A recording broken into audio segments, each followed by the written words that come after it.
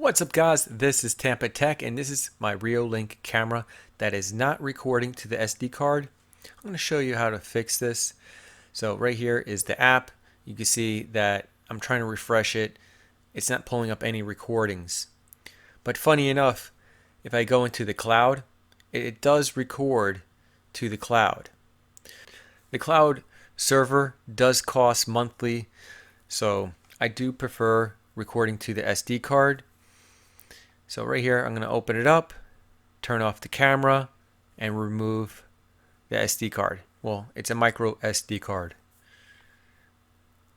And what I notice is the camera is really dirty and the SD card looks kind of corroded. Now it is totally possible to clean the copper pads on an old corroded micro SD card to get it working again. In my case, it wasn't working. So I just purchased a 32 gig high-speed micro SD card. Now I highly suggest spraying some electronic cleaner in the micro SD card slot. That really helps release any dust or debris blocking the contacts. And then go ahead and insert the micro SD card. I'm using tweezers to push it all the way down. And I'm going to go ahead and switch it on and we're going to test it out. Hopefully we could get it working again and save myself $120.